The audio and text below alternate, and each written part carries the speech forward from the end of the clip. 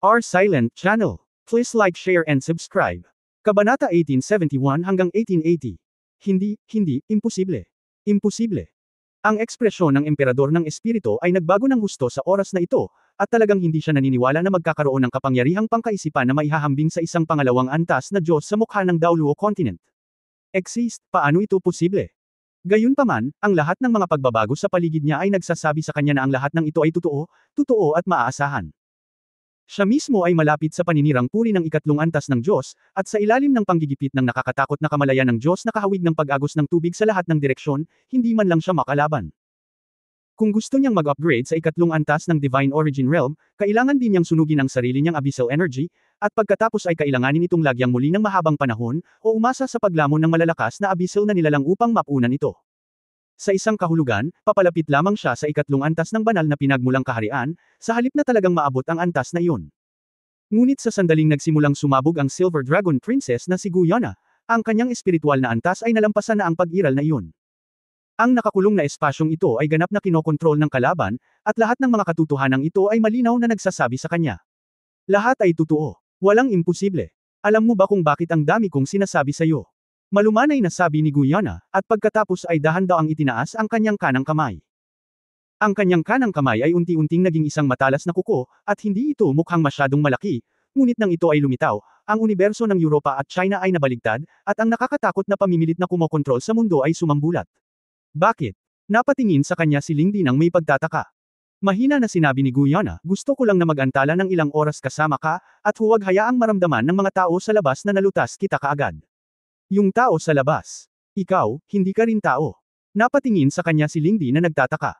Marahan na bamantong hininga si Guyana, nakaganti rin ako sa mga tao. Iba lang sa iyo. Higit pa, nasagasaan ko rin siya. Naglakas loob ang eroplanong kalaliman mo na salakayin ang Daoluo, wala nang iba kundi ang Diyos. Naglaho ang kaharian. Tama, ang God Realm sa Daoluo Plain ay naglaho na nga. Kung saan pa rin sila nagpunta, di ko alam kung saan sila nagpunta, di ko alam, nakabawi sa pinakamataas na lakas nito, kahit na hindi imposibleng itayo muli ang God Realm. Nakakalungkot na nakilala ko siya. Ikaw, ano ka? Tinitigan ng Ling Emperor ang nakataas na kanang kamay ni Guyana, patuloy ang pagtibok ng kanyang puso. Kung ano ako ay hindi mahalaga sa iyo. Well, oras ay malapit na. Huwag mo siyang mag-alala. Pagkatapos, umalis ka at mamatay. Habang nagsasalita, ang kanyang nakataas na kanang kamay ay dahan-daang sinampal ang espiritong emperador. Napasigaw si Lingdi, ang kanyang sariling espiritual na kamalayan ay sumabog sa anumang paraan. Alam niya na maaaring ito na ang huling pagkakataon niya para lumaban. Kung hindi niya matagumpay na labanan, pagkatapos ay mayroon lamang pagkahulog. Gayunpaman, sa antas ng Diyos, ang agwat sa kaharian ay kadalasang kumakatawan sa langit at lupa. Ang nararamdaman niya ay ang nakakatakot na mapang-ipong puwersa tulad ng mga bundok sa lahat ng direksyon. Ang mas nakakatakot ay doon sa vacuum na orihinal niyang itinakda ng walang anumang elemento. Ang iba't ibang napakadalisay na elemento ay tahimik na ipinanganak sa tabi ni Guyana. Ito ay malapot at malalikidong elemento ng iba't ibang katangian. Ang bawat isa sa kanila ay talagang umiral, at nalampasan nito ang mga elemental na katangian sa eroplano ng Daoluo Continent. Ang siyam na kulay na kristal na nakasabit sa leeg ni Guyana ay nagpapalabas ng mahinang kinang, na parang may hinihingi, at mayroon ding hindi maipaliwanag, malaking pagmamalaki. Kung nakita ni Tang Wulan ang kristal na ito, maaaring magising niya ang ilan sa kanyang mga alaala. Sa simula, sa Dragon Valley, nakilala niya si Guyana. Si Guyana noong panahong iyon ay upang makuha ang pinakamahalagang bagay na naiwan ng Diyos ng Dragon sa sementeryo ng Dragon Clan. Ito rin ang pangunahing pinagmumula ng layunin ng Dragon Clan. Puso ng Diyos ng Dragon. Hindi ito ang tunay na puso, ngunit ang ubod ng lahat ng diwa na iniwan ng Dragon God, tulad ng asensya ng Golden Dragon King na iniksyon sa katawan ni Tang Wulan ng Golden Dragon King. Ang kaibahan ay kahit na si Guyana ay hindi kayang makuha ang kapangyarihan nito bilang kanya. Hindi rin siya o si Tang Wulan, pagkatapos ng lahat, ay kumakatawan lamang sa bahagi ng kapangyarihan ng Dragon God. Kapag naging isa na lang ang dalawa ay tunay na mahihiram ang lakas ng puso ng Dragon God na ito. Bilang ang dating tunay na God King Realm, kahit na sa God Realm, ang pinakamalakas na hayop na nangangailangan ng pinagsamang pagsisikap ng ilang God Kings upang talunin, ang Heart of the Dragon God na iniwan ng Dragon God ay isang tunay na super artifact. Bagamat hindi ito direktang may sama ni Guyana, ngunit maaari rin itong hiramin ang kapangyarihan nito sa isang tiyak na lawak. Sa sobrang banal na tool na ito, gaano man pagbutihin ng Spirit Emperor ang kanyang divine consciousness, paano ito maihahambing sa pinakamalakas na divine beast sa dating makapangyarihang Daoluo God Realm? Malinaw na naramdaman ni Lingdi na ang kanyang banal na kamalayan ay bahagyang napipigas sa loob. Ang prosesong ito ay ganap na hindi maibabalik, at ang malakas na pressure ay nagbigay sa mga tao ng isang hindi mailalarawan na nakakatakot na kapaligiran. Naramdaman na lamang niya na ang kanyang espiritual na kamalayan ay unti-unti nang nahihiwa, dahan-daang sumasabog bawat minuto at bawat segundo. Sa kanyang harapan, ang babaeng kanina pa umuulan at maangin, ngayon ay parang paninirang puri ng mataas na Diyos, parang langgam, nakatingin sa unti-unting proseso ng kanyang kamatayan. Pumiglas siya ng baliw at desperadong pinakawalan. Ngunit ang lahat ng ito ay walang kabuluhan, napapanood lamang niya ang unti-unting nawawalang aura ng kanyang buhay. Ang Silver Dragon Spear ay dahan-daang umangat, at ang mga mata ni Guyana ay nanlamig. Boom! Umaalingaw ang purple gold, na parang nag-aapoy sa buong mundo sa paligid niya. Ang figure ni Tang Wulan ay sumabog sa mas mataas na hangin, at ang kanyang mga mata ay time-time na tumingin sa Demon Emperor. Ang kabilang partido ay nagtataglay na ng banal na kapangyarihan, kahit na ito ay hindi isang tunay na banal na paninirang puri, ito ay dapat na halos pareho. Ito ang kanyang unang paghatol. Ang pinaka-nakakatakot na aspeto ng banal na kapangyarihan ay hindi lamang ang kapangyarihan nito ay higit na nahihigitan ng kapangyarihan ng kaluluwa, ngunit higit na mahalaga ang nakakatakot na kakayahan sa pagbawi. Kahit nasa ilalim ng banggaan ng antas na ito sa harap niya, ang divine power ng demonyong emperador ay maaari pa ring makabawi sa napakabilis na bilis. Sa madaling salita, ang kinakaharap niya sa lahat ng oras ay isang demonyong emperador sa peak state. Kung hindi dahil sa Sigurd Trident sa kanyang kamay para pananakot sa kalaban, natatakot ako na mas mahirap ang kanyang sitwasyon ngayon. Walang kamalay-malay na sumulyap sa itim na espasyo sa hindi kalayuan, bahagyang naramdaman ni Tang Wulan na tila may kung ano sa loob nito na umaakit sa kanya. Bukod dito, ang atraksyong ito ay tila hindi pag-aari ni Guyana. Ang pakiramdam na ito ay lubhang kakaiba at natural na ginawa sa kanya ang isang malakas na pagnanasa. She should be fine, walang mangyayari. Tumangala din ang Demon Emperor kay Tang Wulan. Ngayon lang talaga siya nagulat sa laban. Hindi maisip na ang isang tao ay maaaring makipagkumpetensya sa kanyang sarili pagkatapos na siya ay maging isang Diyos. Noong una ay inakala niya na si Sigurd Daoluo Chenzinji na ang pinakamataas na maaabot ng sangkatauhan. Ngunit ngayon ay tila mas mahirap pakitunguhan si Tang Wulan na may hawak na Golden Trident sa harap niya kaysa kay Chenzinji. Gayunpaman, siya ay kalmado rin, kahit papaano, sa kanyang harapan, hindi si Sigurd Tangsan. Hanggat ito ay tao pa, ano ang kakilakilabot? Sa sandaling ito, ang iba pang mga pangkat ng labanan sa larangan ng digmaan ay nasa medyo balanseng estado. Sa pangunahing larangan ng digmaan, taglay ang makapangyarihang sagradong katangiang espiritu ng kakayahan ng banal na espiritu Daoluo, pinagpala nito ang lahat ng panig at pinahina ang mga kalaban. Ang mga mata ni Tang Wulan ay kumikislap, at muli niyang binanggit ang kanyang gininto ang trident. Ang banal na kamalayan ay sumabog, na sumasakop sa madla. Sa sandaling ito, isang kakaibang eksena ang biglang lumitaw. Orihinal na gumanap ng isang malaking papel sa larangan ng digmaan, ang buong katawan ay natatakpan ng isang layer ng aquamarine light. Biglang nanginig ang mga katawan ng lahat ng Abyss Spirit Dragon, at pagkatapos, nagkawatak-watek sila ng isa-isa. Ang malalim na enerhiya ng kalaliman ay naging isang malaking canopy at isang malaking canopy. Kahit na ang tatlong Great Abyss Spirit Dragon Kings ay walang exception. Sa loob ng Abyss Channel, may nakakabinging dagandong. Kaagad pagkatapos, ang buong dulong hilaga ay nanginig ng husto. Ang espasyo ay nasira at ang Abyss Channel ay nasira. Ang isang malaking bilang ng mga abyssal na nilalang na bumubulwak mula sa Abyssal Channel ay sunod-sunod na sumambulat, na nagiging abyssal na enerhiya. Sa sandaling ito, ang kailaliman ay tila pansamantalang nawala ng kakayahang mabawi ang mga abyssal na enerhiya na ito, hayaan lamang silang lumutang sa hangin. Kasabay nito, ang napakaitim na espasyo ay sumabog sa parehong oras, na naging isang langit na puno ng liwanag. Sumabog ang madilim na espasyo, lalo na sa malaking pagsabog na halos nakaapekto sa buong dulong hilaga, agad na naakit ang mga mata ng lahat. Ang pinakamalaking pagbabago sa eksena ay ang maraming Abyss Emperor level at King level powerhouses. Masyadong malalim ang kanilang nararamdaman. Iyon ay ganap na mula sa takot sa mga buto. Ang kalaliman ay magulong, ito ay isang malaking pagbabago sa kalaliman. Bukod dito, ang pagbabagong ito ay napakahusay na ito ay nakakaapekto sa buong Abyss Plane sa panimula. Kung hindi nila naiintindihan ang nangyari kanina lang, malakas lang ang tibok ng puso nila. Pagkatapos, nang sumabog ang madilim na espasyo sa susunod na sandali, lumitaw din ang isang nagbabantang premonition. Hindi na kailangan pang himukin siya ni Tang Wulan, ang gintong sibat ng dragon sa kanyang kamay ay nagsimula ng mabaliw na sumipsip ng walang kapantay na abyssal na enerhiya sa hangin sa kanyang sarili. Dahil ang channel ng Abyss ay pansamantalang nawala ng kakayahang mabawi ang enerhiya ng kalaliman, at ang bilang ng mga nilalang sa kailaliman na namatay sa oras na ito ay sobra-sobra. Nagdulot ng marahas na kaguluhan sa buong Abyss Plane. Ang escaping abyssal energy ay natural na napakalaki. Nag-init pa ang Golden Dragon Spear sa kamay ni Tang Wulan dahil lumunok ito ng malaking halaga ng abyssal energy sa isang iglap. Sa sandaling ito, lumitaw din ang isang figure sa malayong hangin. Ang makinang napilak na ilaw ay mukhang medyo madilim, at nang ipakita niya talaga ito, sa mga mata ng lahat, ang kanyang aura ay tila kumukupas ng kaunti. Gayunpaman, ang sibat sa kanyang kamay ay tumagos ng malalim sa isang katawan na unti-unting lumiliit, at nag-iiniksyon ng isang pagsabog ng enerhiya sa kanyang katawan. Nanalo siya. Nabuhayan ang espiritu ni Tang Wulan. Kung hindi dahil sa banta ng Demon Emperor, talagang gusto niyang sumugod kaagad sa kanya at bantayan siya sa kanyang mga bisig. Lumingon si Guyana, tumingin sa kanya na may maputlang mukha, ngumiti ng matamis, at nagpakita ng isang subo ng puting ngipin. Ngumiti din si Tang Wulan, itinaas ang Golden Dragon Spear at binigyan siya ng thumbs up. Nagkatinginan ang dalawa ng walang salita. Ang sariling hininga ni Tang Wulan ay biglang bumuhos tulad ng isang blowout. Wala nang makakapagpalakas ng kanyang moral na mas mahusay kaysa sa pagkatalo ni Guyana sa Ling Emperor at pagpatay sa kanya. Nanalo si Guyana, at wala siyang alalahanin tungkol sa hinaharap. At malinaw ang dahilan ng malaking kaguluhan na kalalabas lang sa eroplanong kalaliman. Ang Spirit Emperor ay pinatay ni Guyana, at maging ang eroplano kung saan matatagpuan ang Spirit Emperor, ang pangalawang layer ng kalaliman ay gumuho. Ito ay mag-trigger ng mga marahas na pagbabago. Ang pangalawang layer ng kalaliman ay nasira, ito ay pangunahing sa buong Abyss Plane. Ang lahat ng Abyss Spirit Dragon ay nahulog din sa sandaling ito, at ang sitwasyon sa larangan ng digmaan ay halos agad na nabaligtad.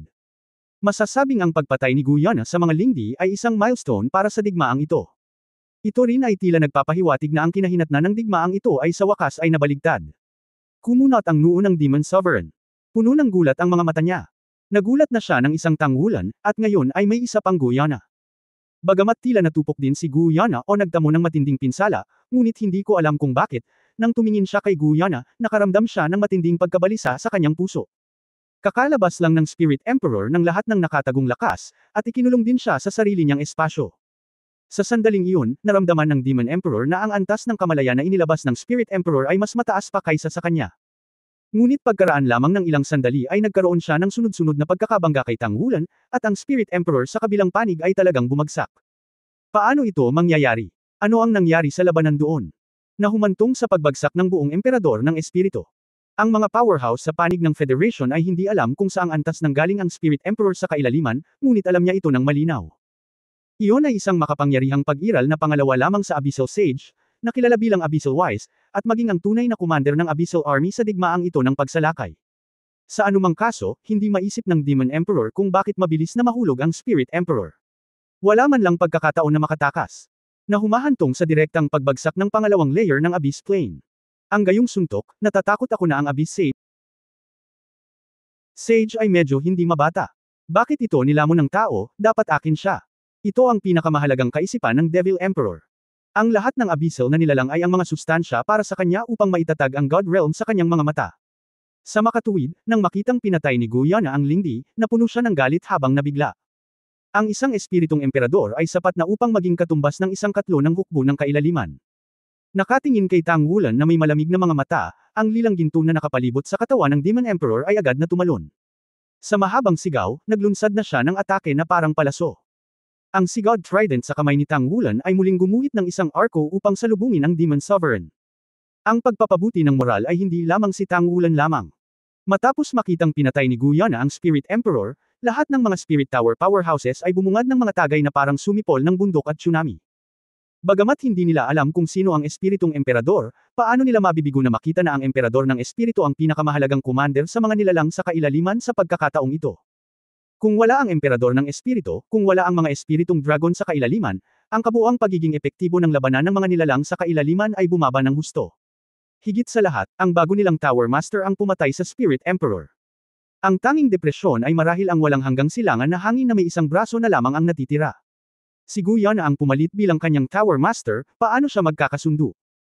Higit pa rito, pagkatapos na pumalit bilang Master ng Tore, nagbago ang ugali ni Guyana nang muling humarap sa kanya. Tanging si Chenggu Zhangting pa rin ang dementado, sumusunod sa kanya araw-araw, na parang sarat. At nang magpakita si Guyana ng matinding lakas, lalo na ang espiritual na kapangyarihan ng Divine Origin Realm, naunawaan din ni Chenggu Dongfeng sa pagkabigla na hindi na niya mababawi ang posisyon ng Master ng Spiritual Pagoda. Sa oras na ito, muli niyang pinatay ang lingdi. Gumawa ng walang kamatayang tagumpay para sa mga puwersa ng koalisyon.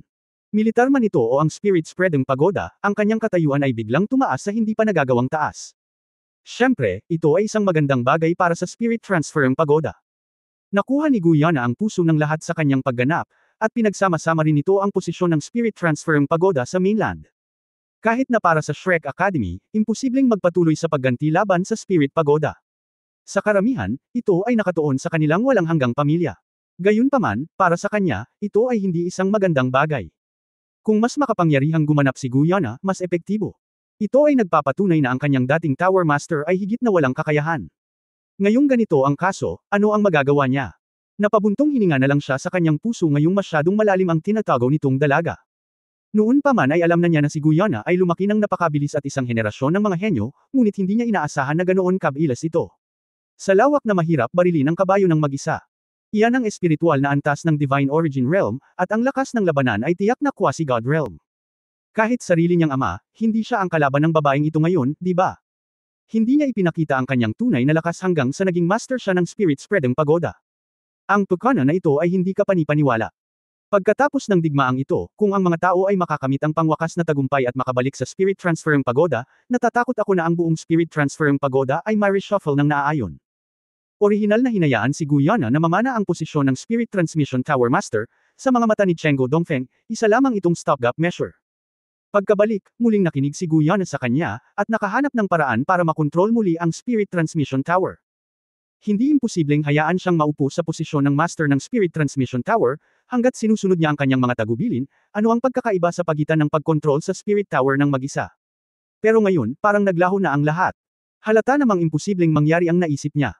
Sa pagganap ni Guyana, nakuha na niya ang mga puso ng lahat ng powerhouses ng paghahatid ng espiritu, kasama ang naunang pagkawala ng mga puntos niya, malinaw na kung sino ang susuportahan. Labanan. Isang mahinang inuminang tumunog sa kanyang tainga, na nagpagising sa walang hanggang Dongfeng mula sa kanyang pagkakasalungatan. Nang lumingon ako, naramdaman ko na lang ang mabangis na tingin sa mga mata ng kanyang ama. Tila tinatanong siya ni Chenggu Daiteng, hindi pa ba sapat ang kahihiyan? Huminga ng malalim si Chenggu Dongfeng. Ngayon ay talagang hindi oras para mag-isip. Solusyonan muna natin ang kasalukuyang digmaan. Para naman kay Guyana, maaari lamang siyang umasa na sila ni Zhang Ting ay magiging mabait sa kanyang mag-asawa 100 araw sa isang araw, at aalagaan ang kanyang dating mahal. Sayang nga lang kung mas maaga siyang pakasalan ni Zhang Ting, mas mabuti pang magkaroon ng anak. Kung gayon, hindi na magiging problema ang kasalukuyang problema. Boom! Isang matinding pagsabog ng liwanag ang nakakuha ng atensyon ni Chenggo Dongfeng. Nagulat siya nang makitang may dalawang figurang tumaas sa langit sa gitna ng pagsabog at dumiretso sa langit. Iyon ay dalawang malalaking phoenix, ang isa ay ipinakita sa maliwanag na kulay, na may nakasisilaw na apoy na nagninanga sa buong katawan, habang ang isa naman ay ganap na madilim at nasusunog na may lilang itim na liwanag. Sabay-sabay na pumailan lang ang dalawa, habang lumilipad, habang naglalabas ng sariling apoy para masira at umatake sa isa't isa. Sa simula ng labanang ito, magkalaban ang Heavenly Phoenix Daoluo at Dark Phoenix Daoluo. Sila ay nasa pantay-pantay na posisyon. Bahagyang sugpuin lamang ng Heavenly Phoenix Daoluo ang kanyang nakababatang kapatid, ngunit hindi pa rin niya kayang harapin ng malupit si Dark Phoenix Daoluo. Sa kaso ng halatang lakas, ngunit palaging hindi maaaring manalo. Sa sandaling ito, nang ilabas ng nakababatang kapatid na babae ang tunay na katawan ng Wan, kailangan din niyang bitawan ang tunay na katawan ng Wan. Parehong umangat sa hangin ang dalawa. Pagtingin sa itaas mula sa ibaba, nakita na lamang ni Chenggo Dongfeng na tila may napakaliwanag na madilim na pulang ilaw sa likod ng Dark Phoenix Daoluo. Nagulat siya, at walang malay na gustong ipaalala kay Tianfeng Daoluo. Ngunit sa sandaling ito, bigla siyang may naisip. Tutal nakatikom pa ang nakabuka niyang bibig, mabilis siyang tumalikod at sumugod sa malayong bangin na bayota. Ibinaba ni Guyana ang Silver Dragon Spear sa kanyang kamay, ang katawan ng emperador ng espiritu ay nawala na sa lumilipad na abo, at ang lahat ng kanyang enerhiya ay nilamon ni Guyana sa pamamagitan ng Silver Dragon Spear.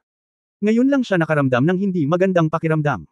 Bagamat hindi pa rin niya may kukumpara ang mental power ng kanyang peak state, malinaw pa rin niyang nararamdaman ang lahat ng bagay na nauugnay sa kanya pagkatapos niyang mabawi ang Divine Origin Realm. Malamang na may nag-iisip tungkol sa mga bagay na may kaugnayan sa kanya noon, at ito ay hindi pabor. Walang kamalay-malay, itinuon niya ang kanyang tingin sa walang hanggang Dongfeng na sumugod sa larangan ng digmaan. Siya ba yun? Sa sandaling ito, bigla na lang umalingaw ang sigaw ng kalungkutan sa langit. Walang kamalay-malay na itinaas ni Guyana ang kanyang ulo upang tumingin sa hangin, at biglang nakakita ng isang eksena na labis na ikinagulat niya. Ang dalawang malalaking phoenix ay sumugod na sa kalangitan ng ilang libong metro sa oras na ito, at sa oras na ito, ang incandescent fire phoenix na binago ng Sky Phoenix Daoluo ay may nakaharap na paa sa dibdib ng Dark Phoenix. Tila hindi man lang lumaban ng Dark Phoenix, at ang sigaw ng kalungkutan ay ginawa ni Tianfeng Daoluo Leng Yaoju. Nang lumipad ang magkapatid na babae sa mataas na lugar at patuloy na nagbanggaan, biglang, walang babala na pinakawalan ni Dark Phoenix Daoluo Leng Yulay ang kanyang depensa. Sa kanilang antas, kahit na hindi ginawa ni Leng Yaozu ang lahat, ang bawat pag-atake ay malapit sa limitasyon ng antas ng Daoluo. Nangangahulugan ba ito na maaari kang huminto kapag huminto ka? Ang kanyang mga kuko sa harap ng Phoenix ay direktang tumusok sa dibdib ni Dark Phoenix Daoluo. Gayunpaman, sa sandaling bumigkas siya ng isang malungkot na sigaw, biglang, isang madilim na pulang ilaw ang kumislap at tumusok sa tiyan ni Leng Yaozu ng direkta mula sa ibaba. Sa oras na ito, si Tianfeng Daoluo ay nasa gitna ng matinding sakit at panghihinayang sa hindi sinasadyang pananakit sa kanyang kapatid. Paano niya naisip na si Leng Yulai ay biglang gagawa ng hakbang sa oras na ito? Walang sakit, ang ilan, nakakapangangilabot na panginginig lang ang kumakalat sa buong katawan. Tinitigan niya ang kapatid na nasa harapan niya, nanlaki ang mga mata. Halos magkasabay na muling naging hugis tao ang katawan ng dalawang babae. Ang tumusok sa tiyan ni Tianfeng Daoluo Leng Yaozu ay isang madilim na pulang punyal. Pagkatapos ng butas, halos kaagad, ang madilim na pula ay makapal na natatakpan sa bawat sulok ng katawan ni Leng Yaozu. Tapos parang natunaw yung punyal. Haha, hahaha. Nakangiti si Dark Phoenix Daoluo Leng Yulai, ang kanyang pagtawa ay puno ng kasiyahan at puot, at tumingin siya kay Leng Yaozu sa kanyang harapan ng may puot. Napakalambot mo pa rin, at alam kong magiging ganito ito. Matagal ko nang inihanda ang magic sword na ito para sa iyo. Isang minsanang artifact, halos hindi ito may iligtas ng isang Diyos. Patay ka, patay ka. Tinitigan ni Leng Yaozu ang kanyang kapatid na babae ng walang laman, na parang hindi na niya nararamdaman ang sakit, ganun ka na ba galit sa akin? Mapait na sinabi ni Leng Yulai, oo, napupuot ako sa iyo. Naiinis ako sa iyo. Kinuha mo ang lahat sa akin. Ikaw ang gumawa sa akin kung ano ako ngayon, at ikaw ang nagpahakbang sa akin sa kadiliman ng hakbang-hakbang. Ikaw lang. Gusto kitang patayin, matagal na kitang gustong patayin. Kinasusuklaman ko si Yunming, ngunit mas nasusuklam ako sa iyo, sa wakas, kaya ko na. Ang pagkukunwari ay magbibigay sa akin ng pagkakataong ito nagtagumpay ako, at sa wakas ay mamamatay ka sa aking mga kamay. Dahan-daang ipinikit ni Leng Yaozu ang kanyang mga mata, at dahan-daang binawi ang kamay na ipinasok sa dibdib ng kanyang kapatid, ngunit hindi ipinagpatuloy ang pagsira sa katawan ni Leng Yulai. Well, for me, maybe, this is also a relief. Yulai, gusto ko lang sabihin sa'yo, kahit kailan, sa puso ko, kapatid kita. Ang nakakasilaw na nagbabagang apoy ay biglang tumaas, itinaas ni Leng Yaozu ang kanyang kamay at marahang itinulak palayo si Leng Yulai sa kanyang harapan. Bagamat tumagos ang palad niya sa dibdib ni Leng Yulai, naantig pa niya ang puso ni Leng Yulai sa sandaling iyon. Gayunpaman, tumigil siya sa oras at hindi umatake. Ngunit ang trauma sa kanyang sariling katawan sa oras na ito ay nakamamatay na. Ang Demon God Sword, ang pinakamabangis na sandata na binuo ng Holy Spirit Sect, ay naglalaman ng mga lason ng hindi mabilang na mga sama ng loob na espiritu, at maging ang kaluluwa ay isumpa at lalamunan. Ang mga mata ni Leng Yaozu ay naging kulay abo na puti, at ang hininga ng buhay ay bumababa sa isang kahangahangang bilis. Demon God Sword, iyon ang sukdulang sumpa na kahit ang Holy Spirit Daoluo Yali ay hindi kayang gamutin. Guru. Sa malungkot na pag-iyak, sa wakas ay dumating si Guyana at inilagay si Leng Yaozu sa kanyang mga bisig, ganap na hindi pinapansin ang nagbabagang apoy na nag-aapoy sa kanyang katawan. Sa pagkakataong ito, naluluha na siya. Noong bata pa siya, kilala niya si Leng Yaozu. Sa oras na iyon, siya ang pupuntahan pagkatapos iwan ang pamilya ni Tang Wulan sa ilalim ng kaayusan. Si Leng Yaozu ay walang anak, hindi nag-asawa, at tinatrato siya bilang kanyang biological na anak. Turuan ang kanyang kaalaman at samahan siya sa paglaki. Kung ginawa ni Tang Wulan si Nair na unang nagkaroon ng damdamin para sa mga tao, kung gayon si Leng Yaozu ang unang nagparamdam kay Guyu para sa mga tao. Ngunit sa sandaling ito, siya ay nasa mga bisig ni Guyana, at ang kanyang sigla ay nawawala sa napakabilis na bilis. Tumingin si Leng Yaozu kay Guyana, nakangiti talaga siya, napakaganda, huwag kang malungkot. Marahil, ito na ang pinakamagandang wakas ko. Sa totoo lang, simula nang mamatay siya, matagal ko na siyang gustong palayain. Nauna ako ng isang hakbang kay Yali, baka mas maaga ko siyang mahanap. Tingnan mo, nandyan siya, di ba? Itinaas niya ang kanyang kamay at itinuro ang hangin. Sa himpapawid, isang phantom light at anino ang lumitaw. Nang lumitaw ang liwanag at anino na iyon, bahagyang nasira ang malaking espasyo. Sa liwanag at anino, ang batang si Leng Yaozu ay nakatayo roon, ang kanyang ulo ay nakayuko, siya ay gusot. At sa harap niya, ito ay si Qingtian Daoluo Yunming na kahanga-hanga. Nag-iisip ng konkreto. Ang incandescent na apoy sa katawan ni Leng Yaozu ay nag-aapoy ng higit at mas marahas, na para bang gusto niyang ganap na mamukadkad ang kanyang huling kinang, at lubusan ang kanyang katawan at kaluluwa. At sa ilalim lamang ng todo sunog na ito, ang pag-iisip sa hangin ay naging konkreto, at nagkaroon pa nga ng tunog. Ang tunog ay umalingaw sa hangin, na nagbibigay sa mga tao ng hindi maipaliwanag na kakaiba. Nakakaakit din ito ng atensyon ng lahat ng may katuturang tao. Yunming. Hello. Ano ang problema? Sa ilalim ng korona ni Tianfeng, mayroon ka bang sasabihin sa akin? Anong plano mo lately? Ang tunog ay napakalinaw sa buong madla, na nagpapahintulot sa lahat na marinig ito ng malinaw. Natural na walang exception ang Dark Phoenix Dao Luo Leng Yulai. Nang marinig niya ang boses na ito, hindi napigilan ng kanyang buong katawan na manginig ng marahas. Asshole, asshole. That's the time, that's the time. May mukha ka pa rin na nakikita ng pag-iisip. Bagamat sinabi niya iyon, ang kanyang mga mata ay nakatuon sa mukha ni Yunming. At ang banal na espiritu na si Dao Luo Yali, na siyang namamahala sa buong labanan, ay hindi maiwasang magmukhang matamlay. Nang makita si Yunming, hindi ba siya maluha? Ngumiti si Yunming at nagsabi, maaari akong maglakbay sandali. Sinasabing ang pagbabasa ng 10,000 libro ay mas masahol pa kaysa sa paglalakbay ng 10,000 milya. Plano kong pumunta sa kontinente ng Langit Dao at kontinente ng Xingluo upang makita. Pupunta rin ako upang maranasan ito. Kung ganoon hanggang kailan ka pupunta? Ewan ko ba, 3 years. Or maybe 5 years. Aalis na ako in a few days. Sa ilalim ng korona ni Tianfeng, ano ang nangyayari sa iyo? Tawagin mo akong Yaoju.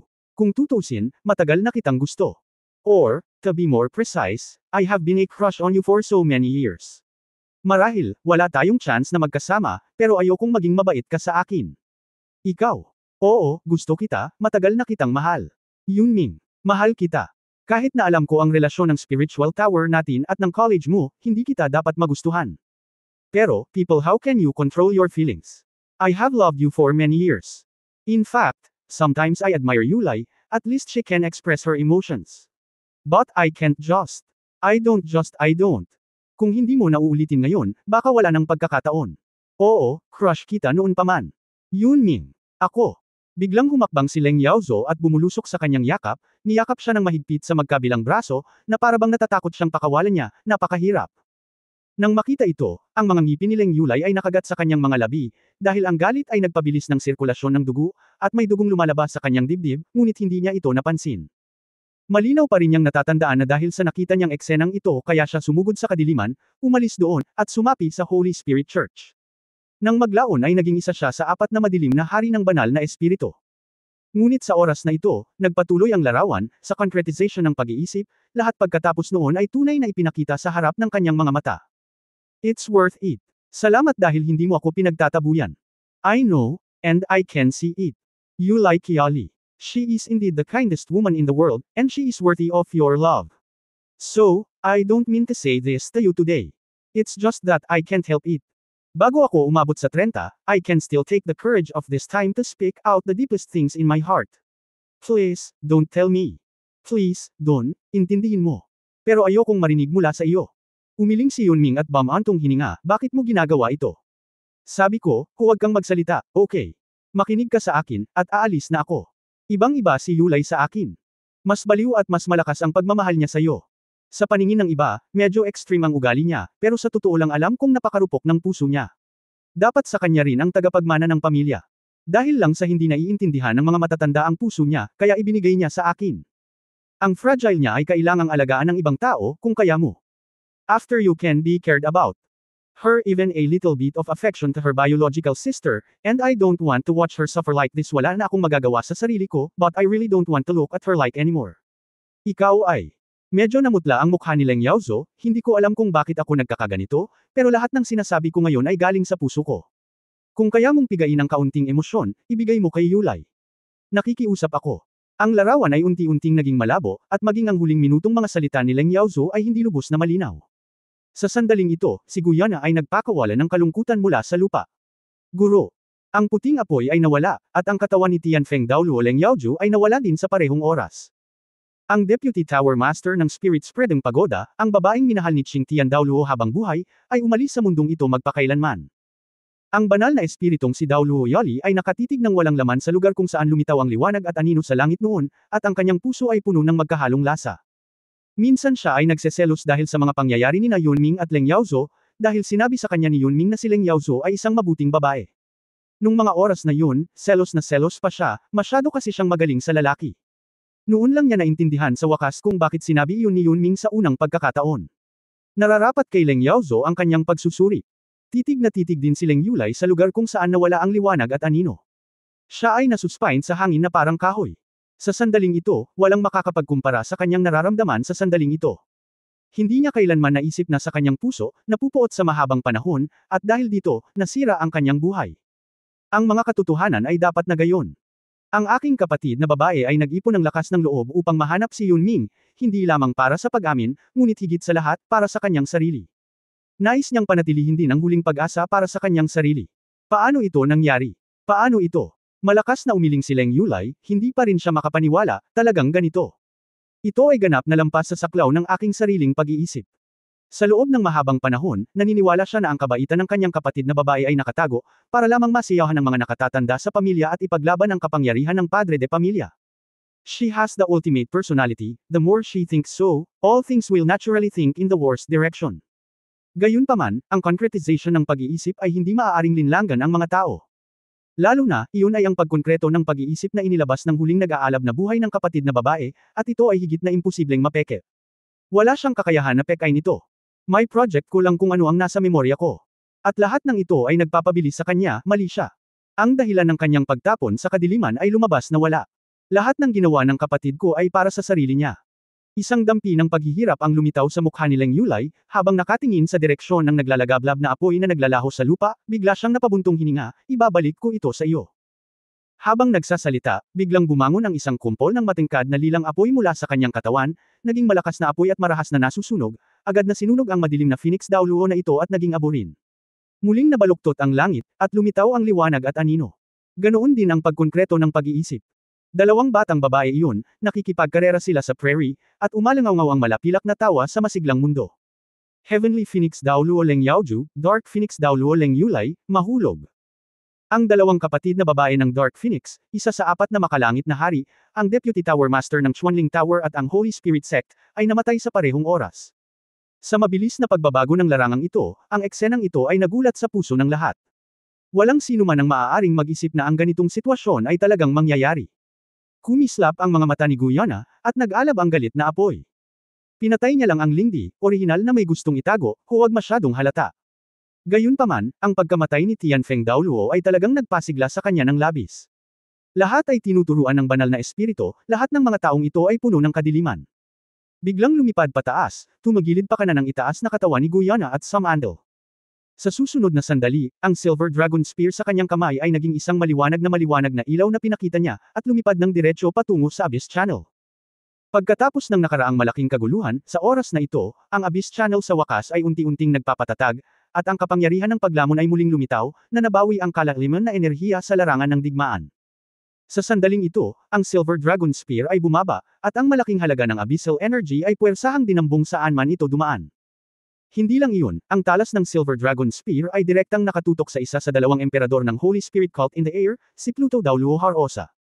Sa sandaling ito, ang kalaban ni Harosa ay si Titan Dauluo Yuanen Zenshin. Sa mga tuntunin ng cultivation base, medyo mahina pa rin si Yuan Zenshin kaysa Harosa, ngunit pagkatapos ng gabay ng kanyang ninuno na si Erming, ang Titan Great Ape, ang kanyang lakas ay bumuti ng malaki. Bagamat hindi pa rin ito may kukumpara sa isang veteranong powerhouse tulad ng Harosa, maaari pa rin itong gawin sa isang tiyak na tagal ng panahon. Huwag kalimutan, mayroon siyang 4-character battle armor na ginawa mismo ni Tang Wulan. Ang Titan Great Ape Martial Spirit mismo ay mahusay sa depensa, kasama ng suporta ng isang makapangyarihang 4 na karakter na armor ng labanan, si Yuan Zenshin ay hindi naghahanap ng merito ngunit walang mga demerits, at ang depensa ay hindi tumutulo. Bagamat malakas si Pluto Dauluo Harosa, hindi madaling talunin siya saglit. Ngunit sa sandaling ito, ang makinang napilak na sibat na iyon ay lumipad tulad ng isang nagniningning na bahaghari. Harosa nakaramdam ng malaking banta si Harosa. Ang Silver Dragon Spear na lumunok ng maraming abyssal energy ay may hindi maihahambing na malakas na aura. Higit sa lahat, nang maramdaman niyang umiral ang Silver Dragon Spear, naramdaman din niya ito. Ang horror spirit na nakakabit sa Silver Dragon Spear. Iyon ang espiritual na hininga na kahit siya mismo ay nakaramdam ng matinding pressure. Bilang isang masamang espiritong master, kahit na ang kanyang espiritual na kapangyarihan ay nalinang na sa pinakamataas na antas ng espiritual na kaharian, mayroon pa ring agwat sa pagitan niya at ng banal na orihinal na kaharian. Ngunit hindi ito nakaapekto sa kanyang perception sa spiritual cultivation base ng Divine Origin Realm. Masama ang pakiramdam, gumawa si Harosa ng isang mapagpasyang desisyon. Ang espada ni Pluto sa kanyang kamay ay nanginginig, nag-iisip ng libu-libong mga ilaw at anino, at ang nakapalibot na impyerno sa underworld ay bumaba. Ang Titan Dauluo sa kanyang harapan ay napilitang umatras kay Yuan Zenshin. Kasabay nito ay ang 12 Death Knight na pumila sa kanyang harapan. Hinampas ni Harosa ang kaliwang kamay at hinampas ito sa likod ng huling Death Knight. Biglang sumabog ang napakalakas na enerhiya ng underworld, na agad na nag-uugnay sa kanya sa 12 Death Knight. Ang nangungunang Death Knight ay mayroon ding mahabang sibat sa kanyang kamay, nakaharap sa Silver Dragon Spear na dumating na parang pilak puting kidlat, at gumawa ng pataas na paggalaw. Om! Walang banggaan, at ang katawan ng unang Death Knight ay agad na nanginginig, at ang mga panginginig ng katawan ng mga Death Knight sa likod niya ay ipinadala pabalik na parang alon. Ang mukha ni Halosa ay nagbago ng husto, at ang kanyang katawan ay agad na kumislap, sinusubukang umatras, habang ang Pluto na espada ay nakabantay sa kanya. Gayunpaman, ang baril na ito ay binaril ng may galit ni Yinlong Daoluo Guyana, at ito ay sumipsip ng malaking abyssal energy bilang isang boost. Paanong napakadaling huminto? Kailan? Isang nakakagulat na eksena ang lumitaw. Hinarang ng Pluto Sword ang Silver Dragon Spear mula sa harapan, ngunit sa sandaling iyon, nabasag ang Pluto Sword, at ang putol na dulo ng sword ay agad na tumusok sa balikat ni Harosa, at ang Silver Dragon Spear ay naharang ng kaunti, ngunit nandoon pa rin ang The Offensive. Dumaan sa kanyang kanang dibdib sa isang iglap, na nagdulot ng madugong liwanag. Sa kabutihang palad, ito ang Silver Dragon Spear. Sa relatibong pagsasalita, mas binibigyang pansin ng Silver Dragon Spear ang pagdami ng maraming katangian. Kung ang gintong dragon na sibat ni Tang Wulan ay tumagos sa kanyang katawan, mawawala sa kanya ang kalahati ng kanyang buhay kung hindi siya mamamatay. Napasigaw si Harosa, at ang kanyang katawan ay agad na naging kulay abong itim na agos ng hangin upang tumakas patungo sa paligid. Huwag ng manggahas na harapin ang pag-atake ni Titan Daoluo Yuanen Zenshin. Ang Silver Dragon Spear ay kumislap sa hangin, at nang lumitaw itong muli, ito ay bumalik sa kontrol ni Guyana. Nakatayo doon, ang Silver Dragon na si Daoluo Guyana ay tumingin kay Yuan Yuyu, na parang master ng buong larangan ng digmaan. Ang ganda ng shot na ito ay nagulat din sa mga manunood. Una, patayin ang Ling Emperor, at pagkatapos ay matinding pahirapan ang Underworld Emperor. Ang prestihiyo ni Guyana ay biglang tumaas sa hindi pa nagagawang taas, nahigitan pa ang prestihiyo ng Dragon Emperor Daoluo Tang Wulan na nakikipaglaban sa Demon Emperor. Ang mga tingin ni Guyana ay lumipad sa hangin na may kahangahangang mga mata. Sa susunod na sandali, ang kanyang mga mata ay nahulog sa Ghost Emperor.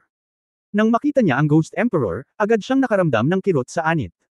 Marami na siyang alam tungkol sa Human Spirit Master World, ngunit hindi niya alam kung saan nanggaling si Guyana. Kailan nagkaroon ng ganoong makapangyarihan at makapangyarihang pag-iral sa Spirit Spreading Pagoda? Ito ay hindi gaanong mas masahol kaysa sa Demon Sovereign na nagtataglay na ng banal na kapangyarihan, tama ba? Kasama ng isang Tang Wulan na makatiis sa pag-atake ng Demon Emperor, ang sitwasyon sa istasyong ito ngayon ay naging napaka-uncontrollable. Napatay ang Spirit Emperor, ang hukbo ng kailaliman ay naging isang ulam ng nakakalat na buhangin, gaano man kalaki ang bilang, limitado ang epekto. Ang punto ay mayroong mas maraming kapangyarihan sa tuktok ng sangkatauhan kaysa sa kanilang hinuhusgahan noon. Huminga ng malalim si Guyana at bahagyan niyang kinalma ang kanyang emosyon. Alam niya na sa oras na ito, hindi siya dapat masyadong halata. Dahan-daang ibinaba ang sibat na pilak na dragon sa kanyang kamay, at umupo ng naka-cross-legged sa lupa, na parabang ibabalik ang dati niyang pagkonsumo. Siya ay nasa larangan ng digmaan, at maraming abyssal na nilalang sa paligid, ngunit sa mismong kinaroroonan niya, sa loob ng 1 kilometro ng radius, walang abyssal na nilalang ang nang-ahas na lumapit sa kanya. Makikita kung gaano kagulat ang dati niyang malakas na attack power. Sa kabilang panig, nang walang pagpigil ng 3 dakilang hari ng espiritong dragon, sina Wu Changkong, Shrek 6 monsters at iba pa ay tuluyang nilusob ang unang gilid ng burol na inookupahan ng mga nilalang sa kailaliman. Sa pakikipagtulungan ng Air Force, ang linya ng depensa sa panig na ito ay naging matatag. Ipinakita ni Xi ang kanyang anyo mula sa kawalan, gulat na tumingin kay Guyana na nakaupo sa lupa sa dikalayuan, at nalilitong sinabi, kailan naging napakalakas ni Guyu. Sa palagay ko ay mas mataas pa rin ang lakas na ito sa boss, tama ba? Pinandilatan siya ni Yuan Enyahui at sinabing, ano ang mali sa lakas ng ating kababaihan? Siya ay palaging mas malakas kaysa sa kapitan. Napabuntong hininga si Xi at sinabing, ngayon, umaasa lang ako na pagkatapos niyang maging master ng Spirit Transmission Pagoda, huwag mong iwanan ang amo. Alam mo rin kung gaano kalaki ang loob ng amo. Matapos marinig ang kanyang mga salita, ang mga ekspresyon ng lahat ay hindi maiwasang maging medyo emosyonal. Nakita nilang lahat ang concretization ng pag-iisip ng Heavenly Phoenix Daoluo at Dark Phoenix Daoluo. Sa huling pagsusuri, ito ay salita pa rin ng pag-ibig. Ang 6 na halimaw na naruroon ay 3 pares din ng magkasintahan. Habang nakatingin sila sa isa't isa, hindi maiwasang maging mas malalim ang nararamdaman sa kanilang mga puso. Ang hindi pagkakaunawaan ay talagang ang pinakakahilahilakbot na bagay sa mundong ito. Puno rin ng mapanglo ang mga mata ni Wu Changkong. Kung nasa tabi niya pa siya, ang ganda. Bahagyang naningkit ang kanyang mga mata, tumingin si Wu Changkong sa isang figure sa kalangitan. Agad na pumutok ang matinding puot. Ang 4 na hari ng kadiliman ay ang Dark Gorfin, ang Dark Phoenix, ang Dark Bell, at isa pa, na tinatawag na Dark Hummingbird. At ang maitim na hummingbird na ito ang taong pinakaayaw ni Wu Zhangkong sa kanyang buhay. Bilang commander ng temporary squad, dapat niyang isaalang-alang ang pangkalahatang sitwasyon at patatagin muna ang ikalawang linya ng depensa na Nullibug. Sa katunayan, nang lumitaw ang apat na madilim na hari kasama ang Demon Emperor, nakita na niya ang taong iyon. Hindi man ito nakita sa loob ng maraming taon, ang mapait na puot ay laging nakaukit sa aking puso. Kung hindi dahil sa kanya, hindi mamamatay si Longbing, kung hindi dahil sa kanya, hindi siya lalayuan ng taong pinakamamahal niya, at hindi siya aalis sa Shrek Academy dahil dito. Sa isang kahulugan, siya ay katumbas ng pagtataksil sa akademya. Ngunit hindi siya sinisisi ng guro, at pagkatapos ng lahat, pinayagan pa rin siya ni Chilong Daoluo na bumalik. Ang Dark Hummingbird ay pumapangalawa sa 4 Dark Kings, pangalawa lamang sa Dark Gorfind. Ang maitim na hummingbird sa oras na ito ay mukhang isang gwapong nasa katanghaliang gulang na lalaki. At may isa pa siyang identity, ang apelyido niya ay Long, siya ang ama ni Longbing. Tama, ang anak ni Dark Hummingbird ang minahal ni Wu Changkong, at ang Dragon Eyes na mahal niya ay ang inapo ng Evil Soul Master. Kaya lang, noong mga oras na iyon, hindi pa niya alam. Ang wa ni Longbing ay hindi nagmana ng Dark Hummingbird, ngunit nagmana sa kanyang ina. Ngunit siya ay sinanay ng maitim na hummingbird patungo sa masamang espiritong Panginoon mula noong siya ay bata pa. Bilang isa sa apat na hari ng kadiliman, maging ang kanyang sariling anak na babae, sa Dark Hummingbird Rai, siya ay umiiral lamang bilang isang kasangkapan. Pinalaki niya ang kanyang anak na babae upang lumaki, at sinamantala ang sariling martial soul ni Longbing na hindi isang evil spirit master, kaya natanggap siya sa Shrek Academy at naging estudyante ng Shrek.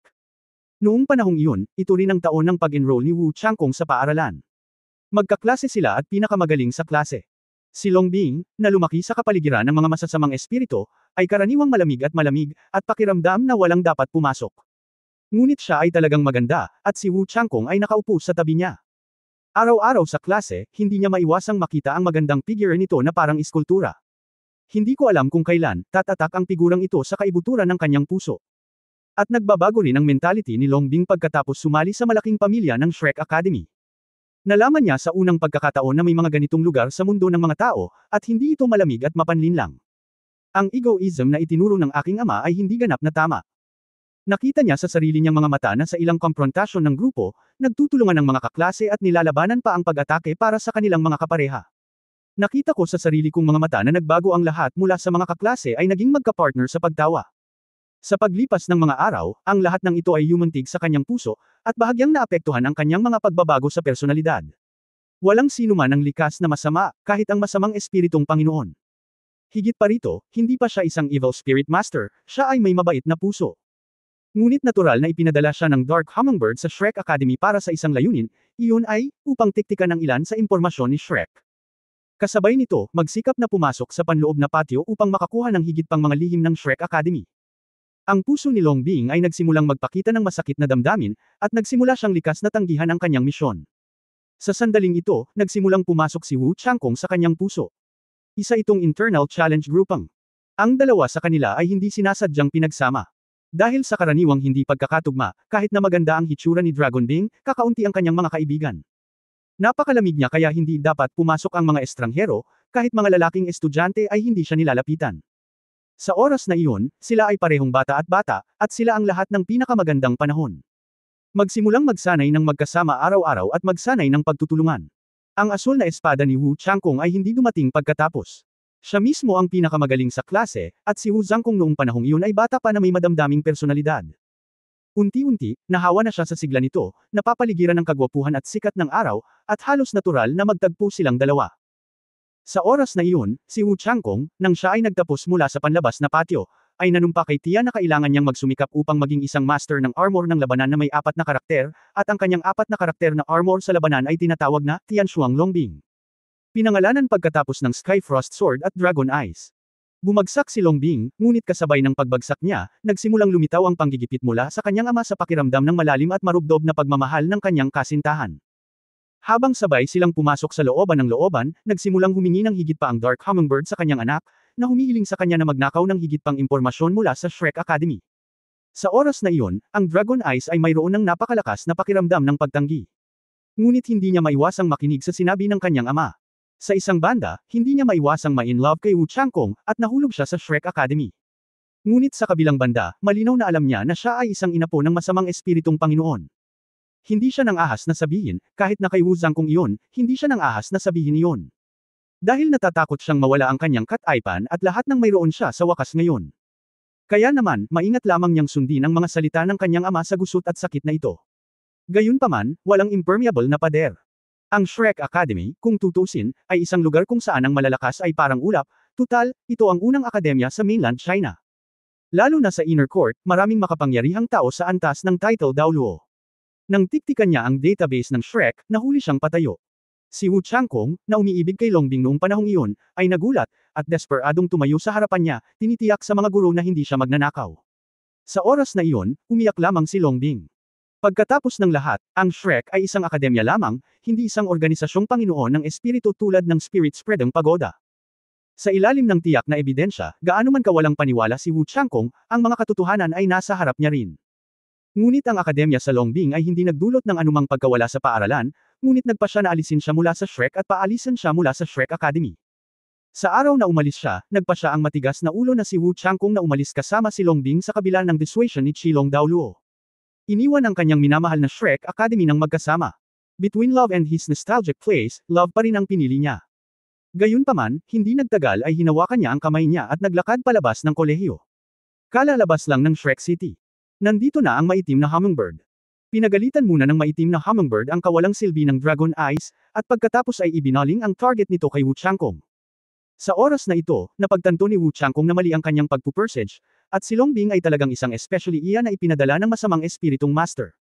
Ang minahal niya ay ang inapo ng Evil Soul Master, at noon pa man ay niloloko ni Longbing ang kanyang sarili. May isip ang sakit sa kanyang puso sa oras na iyon, tinanong niya si Longbing, bakit? Gayunpaman, sa oras na iyon, Longbing, hindi ba ito napakasakit? Ang maitim na hummingbird ay napakatanda at maanghang, natural na makita ang hindi pangkaraniwang relasyon sa pagitan ng binatang ito at ng kanyang anak na babae sa isang sulyap. Ang mga makapasok sa Shrek Academy ay natural na mga natatanging talento.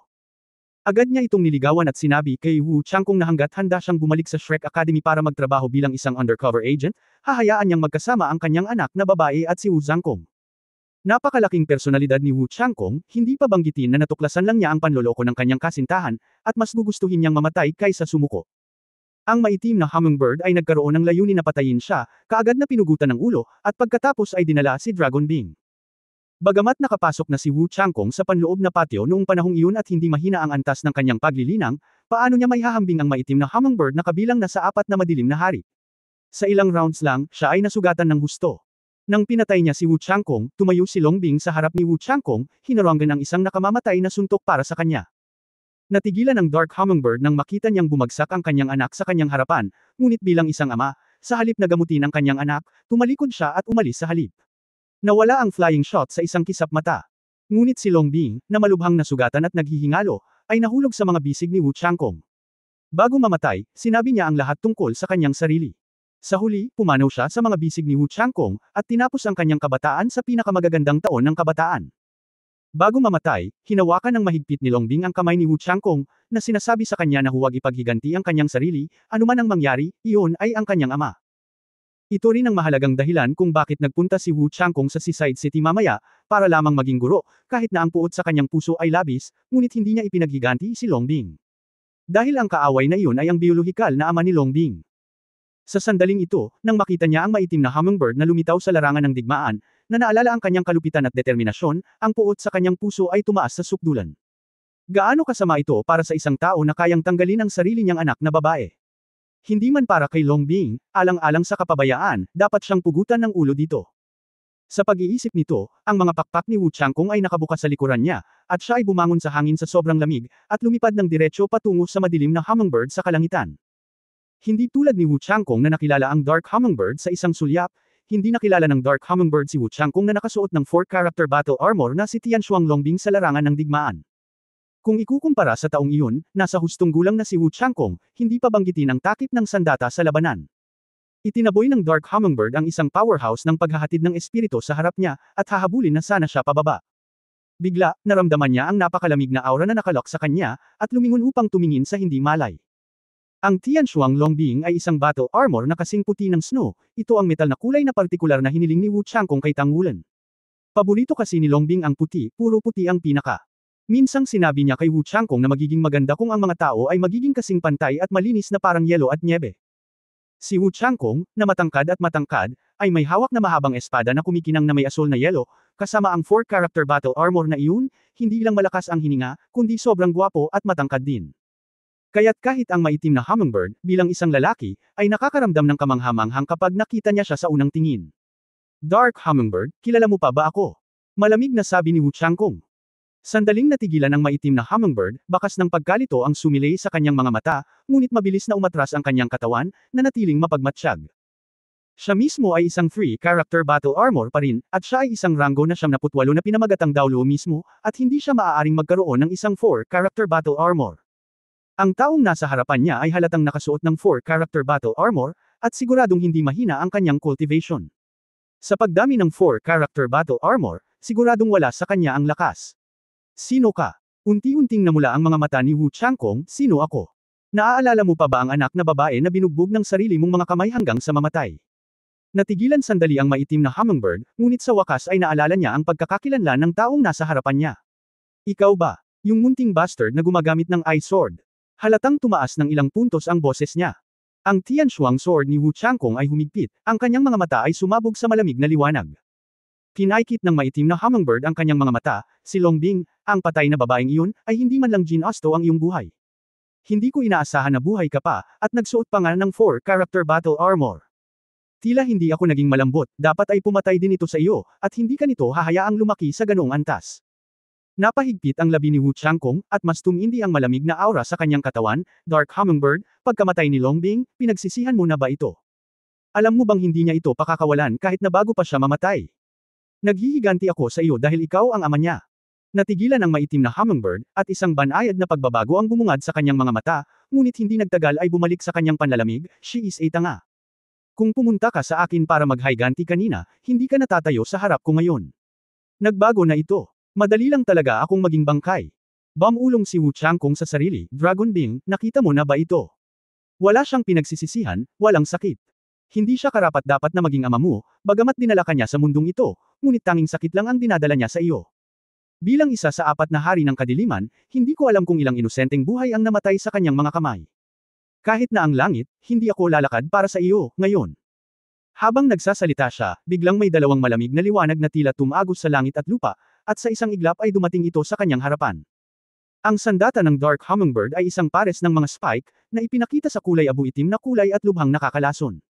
Ito rin ang kanyang martial soul, detailed na tinik. Sa 4 na makalangit na hari, kabilang siya sa Spirit Master ng Agile Attack category, at ang pinakamagaling niya ay ang bilis. Nakuha din ng Dark Hummingbird ang pangalan nito. Biglang naging ilusyon ang katawan ni Wu Changkong, at dalawang tinak na may buntot na pukyutan ang tumusok mula sa kinaroroonan niya noon, ngunit ang mga saksak ay mga multo lamang. Ang natatanging pagkatuto ng Tang Sect, mga multo at anino ay nawala. Kasabay nito, ang mga sinulid na sutla na asul na yelo ay namumulaklak sa larangan ng digmaan, mga marka ng hamog na nagyelo. Ang mga marka ng hamog na iyon ay parang malalaking lambat na naiwan sa hangin, na tinatakpan ng lahat ng pasulong na posisyon ng maitim na hummingbird. Ang Spirit Master ng Power Attack System ay may tiyak na epekto sa Agile Attack System, hindi pa banggitin na ang bilis ni Wu Zhangkong ay hindi kailanman mabagal. Ang maitim na hummingbird ay gumagalaw ng napakabilis, at ang mga marka ng hamog na nagyelo ay nawala sa harap ng kagat ng buntot ng bubuyog, ngunit ito rin ay naghihigpit sa kanyang bilis. Ngunit bilang 4 na hari ng kadiliman, ang kanyang karanasan sa pakikipaglaban ay napakayaman, ang kanyang figure ay patuloy na kumikislap sa hangin, at bawat kumikislap na pagbabago ay nagpapabilis ng pagbabago ng hangin. Sa tuwing kumikislap ang hangin, may kakaibang pakiramdam. Hindi siya nagmamadali, ngunit naghahanap ng mga pagkakataon mula sa lahat ng direksyon. Bahagyang inalog ng kamay ni Wu Changkong ang Heavenly Frost Sword, at kumalat ang isang layer ng mahinang ice mist at nag-transform sa hangin. Ang ice mist ay namumulaklak sa lahat ng direksyon. Sa ilalim ng takip ng ambon ng yelo, ang mga dating inilabas na marka ng hamog na nagyelo ay nagmistulang ito ay ang lumalangoy na isda na nabubuhay at dumadaan dito, na ginagawa itong mas hindi sigurado at mas agresibo. Solemn na ang mukha ng Dark Hummingbird. Siyempre nakikita niya na ito ay ang mababang antas na kakayahan ng espiritu ni Wu Zhangkong. Hindi lang ito isang 4-character battle armor na maaaring gumamit ng low-level spirit ability sa ganoong lawak. Ito ay nagpapatunay na ang sariling lakas ni Wu Changkong ay napakalakas din. Isang pares ng detail spines ang nagtipon, isang pares ng transparent na pakpak ang nag-vibrate sa likod, at isang mababang, na tunog ang namukadkad mula sa madilim na hummingbird. Ang nakapaligid na ice fog ay hindi makalapit sa katawan ni Dao sa ilalim ng pagkabigla ng mga sound wave. Sa susunod na sandali, ang madilim na hummingbird ay biglang nagkaroon ng malamig na liwanag sa kanyang mga mata, at ang mga sound wave sa paligid ng katawan ay sumabog sa isang iglap, na naging isang malaking hagong na tunog upang iwaksi ang nakapaligid na marka ng hamog na nagyelo, at ang maitim na hummingbird. Ang katawan ay kumikislap din na parang bulalakaw. Halos sa isang iglap, sumugod na siya sa blockade ng frost mist at frost marks, at isang pares ng beetle thorns ang direktang nakapasok sa dibdib ni Wu Changkong. Ang bilis sa oras na ito ay masyadong mabilis, at ang maitim na hummingbird ay tila may jet ng enerhiya sa likuran niya. Hanggang sa sumugod siya kay Wu Zhangkong, narinig sa likuran niya ang dagandong ng pagsira sa sound barrier. Ang dagandong ay direktang nakaapekto sa pandinig at pangunawa ni Wu Zhangkong. Sabog na kanyan. Ang ikalimang kakayahan ng espiritu ng Dark Hummingbird ay ang kanyang paboritong kakayahan sa espiritu. Ang kasanayang ito ay lubos na epektibo kung ito ay ginagamit upang makatakas o umatake. Nagagawang pataasin ang bilis sa sukdulan sa isang iglap. Maraming mga Soul Master ang maaaring maabot ang mataas na bilis, ngunit nangangailangan ito ng isang proseso, ngunit ang kanya ng hangin ay tila hindi nangangailangan ng prosesong ito, umaasa sa mga Soul Power Jet upang ipadala ang kanilang sarili sa isang high-speed na estado sa isang iglap. Medyo nahuli nga si Wu Changkong. Nang harapin niya ang Dark Hummingbird, hindi niya mapipilit ang Dark Hummingbird na gumamit ng napakalakas na spirit skills. Malubhang nasugatan siya sa ilang stroke lang. Sa oras na ito, ginamit ng maitim na hummingbird ang kakayahang pindutin ang ilalim ng kahon. Maaari itong maging pangalawa sa apat na madilim na hari, at ang lakas nito ay napakalakas. Higit pa rito, sa pangkalahatan, ang mga masasamang Panginoon ng Espiritu ay mas malakas kaysa sa mga Panginoon ng Espiritu ng parehong antas. Sa pagmamadali, nagkaroon lang ng oras si Wu Changkong para iangat ang kanyang Tianshuang sword at harangin ito sa kanyang harapan. Sa malutong na tunog ng dang, isang pares ng beetle stings ang inilagay sa Heavenly Frost Sword, at ang malaking puwersa ay naging sanhi ng pagtama ng Tianshuang sword sa battle armor ni Wu Changkong pabalik sa kanyang dibdib. Bumantong hininga si Wu Changkong, sumabog ang hugis ng kanyang katawan, at ang katawan ng maitim na hummingbird ay umikot lamang sa hangin upang matuno ang puwersa ng countershock, at ang ikalimang spirit ring ay muling pinakawalan, sa malapitan, isang pangalawang putok ng wind cannon. Matapos ang banggaan, lumipad lamang si Wu Changkong palabas ng mahigit 12 metro, at muling pumutok ang wind cannon. Masasabing halos bago ang sandali, ang maitim na hummingbird ay muling sumugod sa harap ni Wu Changkong, isang pares ng mga spike na direktang tumusok sa pagkakataong ito. Sa mga mata ni Wu Changkong. Para sa 4-character battle armor, ang mahinang depensa lang marahil ay ang mga mata. Ito ang tunay niyang layunin, at sa nakaraang banggaan, nanginginig na ang kanang braso ni Wu Changkong na nakahawak sa Tianshuang sword. Bagamat mabilis na itong nakaka-recover, masyadong mabilis ang atake ng kalaban. Sa napakaikling panahon, gaano kadaling makabawi? Nakuha ko. Ang Dark Hummingbird ay may ganoong pag-iisip sa kanyang puso halos kaagad. Sa kanyang opinyon, masyadong malambing pa rin si Wu Zhangkong. Kahit na may 4-character battle armor, ang mga bentahe ng battle armor ay hindi magagamit. Sa ilalim ng kanyang sobrang lakas na opens iba, ito ay naging hindi mapigilan. Sa oras na ito, kung gusto niyang lumaban, kailangang gumamit ng isa pang braso si Wu Changkong. Siguradong huli na para umiwas. At kahit na masakit lang ang isang braso niya, para sa Dark Hummingbird na si Lei, nakamit na ang layunin, at sa pagdaloy, tiwala siyang makakapagtatag siya ng mas malaking kalamangan sa maikling panahon. Gayunpaman, ang hindi niya inaasahan ay hindi ginamit ni Wu Changkong ang kanyang braso upang labanan ang kanyang pag-atake. Sa proseso ng pagdating sa kanyang harapan sa sandaling iyon, malabo lamang na nakita ng maitim na hummingbird na sa mga mata ni Wu Zhangkong, may kislap ng panunuya. Ang distansya sa pagitan ng dalawang partido ay napakalapit na ang mga spike ng maitim na hummingbird ay dumating sa harap ni Wu Changkong halos kaagad. Ngunit ang ginawa ni Wu Changkong sa oras na ito ay isang paggalaw lamang ng pagpikit ng kanyang mga mata. Gaano man kabilis ang pagputok ng kanya ng Dark Hummingbird, hindi ito maikukumpara sa nakapikit na mga mata ni Wu Changkong. Habang nakapikit si Wu Changkong, isang metal na maskara ang agad na nahulog mula sa kanyang helmet at hamarang sa kanya. Ding! Sa malutong na tunog, tumagilid ang ulo ni Wu Changkong, at maging ang buong itaas na bahagi ng katawan ay sinaksak at tumagilid pabalik. Gayunpaman, sa kanyang pagsandal, isang liwanag ng espada ang tumalbog mula sa ilalim ng kanyang katawan, halos itaboy ng kanyang pagkakasandal, at kasabay ng pagbangga nito, ito ay tumama sa madilim na hummingbird. Keng! Ang 3-character battle armor sa Dark Hummingbird ay sumambulat na may malaking purple-black light, ngunit kahit na ganoon, isang malaking bitik ang naputol ng Skyfrost sword. Ang mas ikinagulat ng Dark Hummingbird ay ang napakalamig na lamig na bumuhos sa kanyang katawan sa kahabaan ng Tianshuang sword, at ang isang layer ng frost mist ay agad na namuo sa ibabaw ng kanyang 3-character battle armor. Paano kaya ito? Paano siya lalaban sa ganitong paraan? Gaano ito mapanganib? Isa lang itong maskara. Kung hindi mapigilan ng maskara ang kanyang mga spike, hindi ba siya mamamatay? Paano niya nalaman na kayang gawin ni Long Yeo si Wu Changkong na pinuno ng koponan, mas mahusay pa sa Shrek 6 Monsters, si Ma Jinchi, Lan Muzi, at Tang Yinmeng? Ito ang una sa lahat ng pagkilala sa lakas ni Wu Zhangkong ano. Sa ganitong larangan ng digmaan, walang mas mahalaga kaysa sa pagkakaroon ng lakas. Kung ikukumpara sa lakas, pangalawa ang lahat. Kung tungkol sa kakayahan ng kanyang battle armor na dalhin, natural na matagal na niyang hinuhusgahan. Sa makatuwid, sa proseso ng unang banggaan, bagaman siya ay naitaboy, hinuhusgahan din niya ang lakas ng kapangyarihan ng pag-atake ng kalaban at ang kanyang sariling sandata sa labanan. Nang dumating ang pangalawang pag-atake, ang hindi alam ng Dark Hummingbird ay mula sa likuran, ang pares ng mga pakpak ni Wu Changkong ay nakatiklop na paitaas, na nakaharang sa kanyang helmet. Sa madaling salita, kapag tumama ang kanyang pag-atake sa lugar, hindi umaasa si Wu Changkong sa kanyang cervical spine para labanan ang impact, ngunit kasama ang helmet, at ang shoulder armor at breastplate na mabilis na nakakonekta sa helmet, kasama ang mga pakpak. At sama-samang tiisin ang pinsala. Ang pinakamahalagang dahilan para sa pagpiling ito ay dahil gusto ni Wu Changkong na gumawa ng mabilis na labanan. Ang tagumpay na ito ay nauugnay sa kaligtasan ng sangkatauhan. Ang isa pang kaaway ay maaaring mapatay, at ang tagumpay ng sangkatauhan ay maaaring maging mas malapit. Ang isa pang dahilan para mahanap ang Dark Hummingbird ay dahil, bagaman makapangyarihan ang mga masasamang espiritu, hindi nila kayang bumuhay muli tulad ng mga nilalang sa kailaliman. Sa tuwing mapapatay ang isang nangungunang Evil Soul Master, katumbas ito ng pagpapahina ng lakas ng kalaban ng ilang puntos sa totoong kahulugan. Sa makatuwid, ang dapat gawin ni Wu Changkong ay ganap na talunin ang Dark Hummingbird sa pinakamaikling panahon. Mukhang napalitan ng injury ang injury, pero matagal na talaga siyang pinaghandaan. Hindi talaga siya maaaring maging katulad ng maitim na hummingbird, na lumalabas sa sobrang bilis sa loob ng maikling panahon. Gayunpaman, ang kanyang bilis ay hindi nangangahulugang kasing pasibo ng ibabaw. Mayroong ilang mga kasanayan na natutunan niya sa pamamagitan ng pakikipag-usap kay Tang Wulan. Nais niyang talunin ang kalaban sa maikling panahon, lalo na kung ang pagkatalo ay hindi mas mahina kaysa sa kanyang sarili, at mas malakas pa sa kanyang kalaban. Pagkatapos, ang pinakamahusay na paraan ay hayaan ang kabilang partido na hindi maipakita ang lahat ng kanilang lakas. Walang alinlangan na isang mahusay na pagpipilian na gamitin ang iyong sariling mukha sa pinakamahina na lugar bilang kapalit ng isang hindi may iwasang pag-atake para iwasan ng kabilang partido. Pagkatapos ng lahat, minamaliit ng maitim na hummingbird si Wu Changkong. Ngayon ay nasa langit na si Tianshuang Longbingwo, paano siya ang binata na nagawang hayaan siyang talunin ito ng kusa. Kaya naman, naranasan niya ang malaking kawalan sa pagkakataong ito.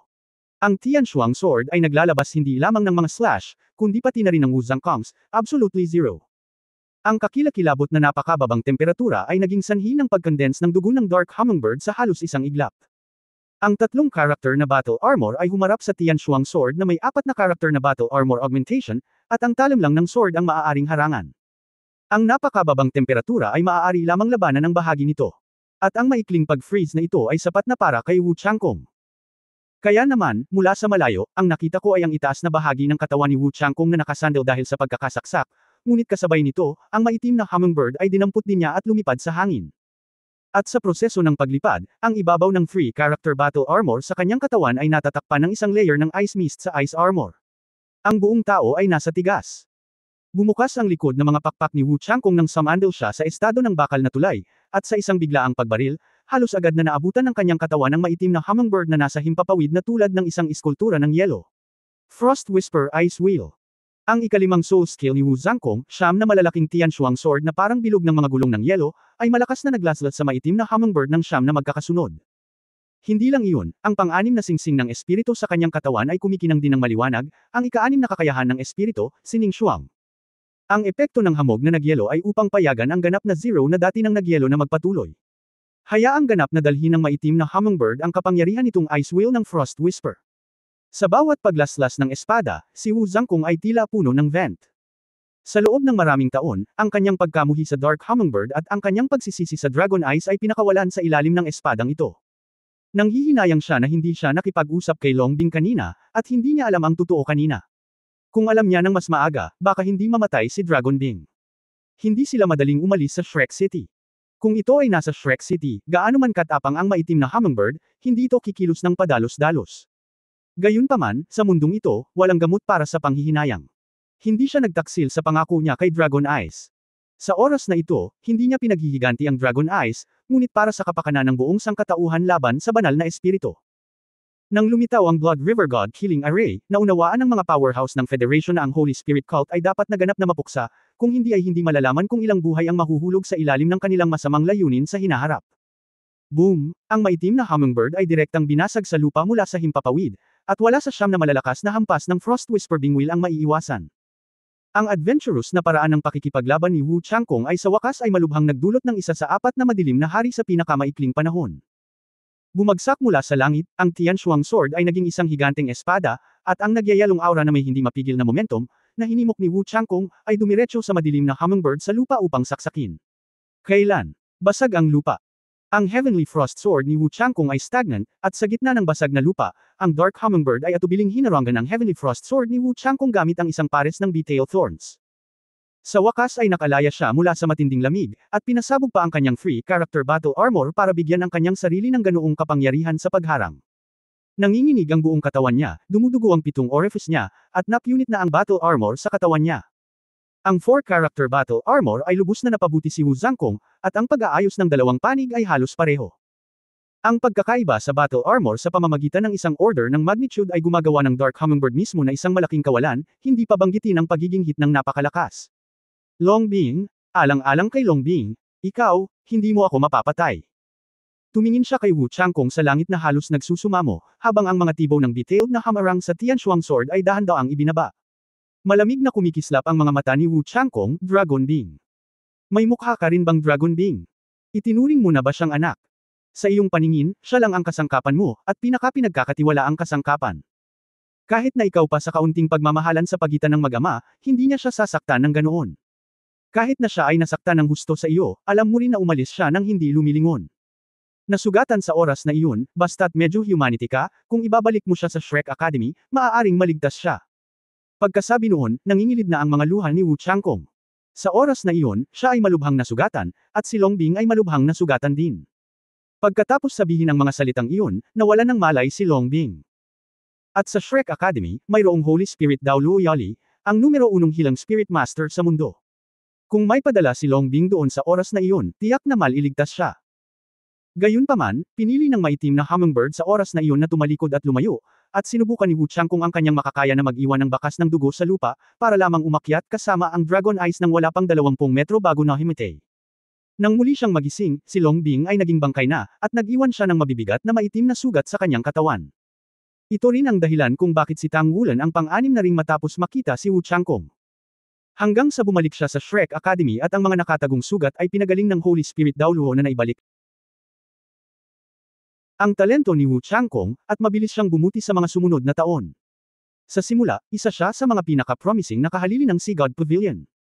Nakikinig sa madilim na hummingbird na binanggit ang Dragon Eyes, si Wu Zhangkong ay hindi lamang nag-alinlangan, ngunit puno ng galit sa kanyang puso. Anong uri ng ama ang magiging mabisyo sa kanyang anak na babae? Para sa mga karaniwang tao sa mundong ito ay hindi na mabantaan ng masamang espiritong Panginoon, at para na rin sa espiritu ng Dragon Bing sa langit. Pumunta at mamatay. Sumabog si Wu Changkong, at ang sandata ng labanan sa kanyang katawan ay kumikinang ng maliwanag. Inilabas niya ang lahat at idiniin ang langit sa kanyang kamay. Frost Sword. Keng Keng. Nabali ang tinik ng buntot ng bubuyog, at ang Tianshuang Sword ay mabangis na pumasok sa dibdib ng maitim na hummingbird. Hanggang sa sandali ng kamatayan, biglang nanlaki ang mga mata ng maitim na hummingbird, nakatingin kay Wu Changkong sa hangin, bahagyang kumaibot ang mga sulok ng kanyang bibig. Marahil ito ay nanghihinayang, o marahil ay may ayaw sa kanyang puso, isang patak ng luha ang dumausdet sa gilid ng kanyang mata. Sa sandaling ito, tila nakita niya ang maliit na batang babae na mahiyaing humahawak sa kanyang hita at tumatawag sa kanyang ama noong siya ay bata. Para bang makikitang muli, sa sarili niyang pagsaway, ang dalagang nagigig ng ngipin at nagpumilit na magtanim. Ang lahat ng mga alaala ay unti-unting pinagsama sa kadiliman, ang Espiritu Santo, ang 4 na hari ng kadiliman, ang maitim na hummingbird, at ang sanglaan. Napabuntong hininga si Wu Changkong. Nagkaroon ng patuloy na tinglang sa cervical spine. Kung ano ang nangyari ngayon, kung tutuusin, ay nagdulot ng isang tiyak na antas ng pinsala sa kanya, ngunit sa sandaling ito, para sa kanya, ang sakit sa kanyang puso ay ang pinakamatindi. Pasensya na, Long Bing, hindi ko natupad ang pangako ko sa iyo. Kung tutuusin, hindi ko napigil ang patayin siya. Nakita mo ba? Umiyak siya, siguro, nagsisisi rin siya sa lahat ng nagawa niya sa simula. Kung may hinaharap na buhay, huwag na siyang anak. Kung may ibang buhay, sana hindi na siya maging masama. Pagkasabi noon ay naluluha na siya. At sa loob ng maraming taon, ang depresyon sa aking puso, na parabang dahil sa pagkamatay ng maitim na hummingbird, ay ganap na natunaw sa sandaling ito. Sa larangan ng digmaan sa oras na ito, ang sitwasyon para sa Federal Army ay higit na umuunlad sa isang magandang direksyon. Bagamat hindi kayang lutisin ni Tang Wulan ang kalaban, hinarangan din niya ang mabangis na opens iba ng Demon Sovereign ng kalaban. Kung wala ang utos ng Abyss Spirit Dragon, ang hukbo ng Abyss ay parang kawali ng nakakalat na buhangin, at sisingilan lamang ito ng galit na galit. Gayunpaman, sa ilalim ng pagsupil ng Blood God Legion at ng infrasonic na sasakyang panghimpapawid na pinamumunuan ni Zhang Huanian, unti-unti itong lumiit, at isang malaking bilang ng mga abyssal na nilalang ang namatay. Si Tang Wulan ay nasa isang malaking labanan at hindi siya makagalaw. Sa kabilang panig, si Gu Yana, na muling namuhunan sa larangan ng digmaan, ay parang isang banal na tulong. Kahit saan siya dumaan, ang mga nilalang ng kalaliman ay pinapatay, at ang sibat ng pilak na dragon ay lubos na hinihigop at nilamon ang enerhiya ng kalaliman. Sa ilalim ng kanyang pamumuno, sa loob ng maikling panahon, 6 na king level na abyssal expert ang nahulog sa ilalim ng Silver Dragon Spear, at may patuloy na dagandong mula sa direksyon ng Abyss Channel. Ito ay malinaw na tanda ng pagbagsak ng lahat ng mga layer ng kalaliman. Sa oras na ito, ang kalaban sa harap ni Amorous Daoluo Zhangzin ay pumasok din sa isang puting mainit na estado. Ang Tang Sect at Shrek Academy at ang Holy Spirit Sect ay masasabing kasing lalim ng dagat. Sa makatuwid, pagkatapos lumitaw ang malakas na Holy Spirit Cult, direktang hinanap ni Amorous Daoluo ang Dark Gorfin sa 4 na Dark Kings. Ngunit natagpuan ng walang awa na si Daoluo Caudezi ang Ghost Emperor. Ang Dark Gorfin ay isang matangkad at payat na nasa katanghaliang gulang na lalaki, na ang buong pagkatao ay nakatago sa isang malaking madilim na pulang balabal. Ang kanyang espiritu ng martial arts ay kakaiba rin, ito ay isang madilim na pulang espiritong galit, na kilala rin bilang ang demonyong dugo, siya mismo ang pinangalanan para dito. Ang Dark Gorfin ay isa ding extreme Daoluo, isang demigod level, at sa mga tuntunin ng cultivation base, ito ay halos kapareho ng Amorous Daoluo Zhangzin. Kaya naman grabe ang labanan ng dalawa. Magaling si Dark Gorfin sa lahat ng uri ng sumpa. Kahit sinong Soul Master ay mahihirapan kapag nakaharap sa kanya. Hindi ito ang unang pagkakataon na nagkita ang dalawang panig. Sa simula, sinumpa at pinatay ng Dark Gorfin ang mga adoptive parents ni Tang Wulan, sina Tang Qinan at Lang Yu. Sa 4 na hari ng kadiliman, ang Dark Gorfin ay kilala sa misteryo at kakaiba nito. Sa oras na ito, sa likod niya, may isang maitim na pulang katawan na halos 3 metro ang taas, ngunit ang mukha nito ay kasing itim ng tinta, na may 2 kumpol lamang ng pulang apoy ng dugo. Namumula ang mga mata at pumipintig. Ang 9 na singsing ng espiritu sa kanyang katawan ay puro itim na parang tinta, na para bang pinagsama ang mga ito sa sarili niyang itim at pula na kulay. Ang masamang espiritu ay hindi mukhang isang anyo ng tao, ngunit tulad ng isang nakataas na bag ng bundok, at ang nakapaligid na hangin ay tila wala sa lugar dahil sa pagkakaroon nito. Ang Dark Gorfin ay talagang ang pinakadalisay na Evil Soul Master. Nang ang kanyang martial soul ay kagigising pa lamang, siya ay napakahina pa rin, kahit na walang kaluluwang kapangyarihan ang sama-sama sa kanya, at mukhang isang basurang martial soul, at hindi niya kayang linangin. At ang Dark Gorfin noong panahong iyon ay pinagtawanan pa ng mga tao sa paligid niya, lalo na ang mga matagumpay na nagising sa diwa ng martial arts at sinamahan ng spirit power. Parehong namatay ang kanyang mga magulang mula noong siya ay bata, at siya ay pinalaki ng kanyang lolo. Noong siya ay 8 taong gulang, namatay din ang kanyang lolo sa sakit. At nang pumanaw ang kanyang lolo, nagsimula na ring magbago ang takbo ng buhay ng Dark Gorfin. Sa araw ng pagkamatay ng kanyang lolo, matagal na siyang nagising, ngunit hindi niya alam kung ano ang biglang lumitaw ng martial spirit, at pagkatapos ay nakita ng Dark Gorfin na ang kanyang martial spirit ay parang ulap ng hangin. Biglang gumawa ng paglunok sa direksyon ng bangkay ni lolo. Tapos parang may sinipsip sa katawan ni lolo. Parang narinig pa niya ang sigaw ni lolo pero wala siyang alam. Pagkatapos ay lumitaw ang kanyang martial soul sa unang pagkakataon. Ito ay isang kahindik-hindik, mapang-akit na pag-iral na tila isang masa ng hangin, ngunit pagkatapos lamunin ang kaluluwa ng kanyang lolo, isang malabong pula ang lumitaw, at sa wakas ay malabo nitong makita ang katawan. Sa simula, pagkatapos magising si Wan, itinuring pa siyang isang tao na walang Wan. Ang higit na hindi inaasahan sa kanya ay ang isang hindi pa nagagawang enerhiya ay lumitaw din sa kanyang katawan. Natigilan ang Dark Gorfin, at kalaunan ay napagtanto niya pagkatapos ng ilang pagliko na ang enerhiyang iyon ay kapangyarihan ng kaluluwa. At matapos lamunin ang kaluluwa ni Lolo, binigyan din siya nito ng first-class soul power. Ang una niyang reaksyon noong panahong iyon ay regalo ito ng kanyang lolo.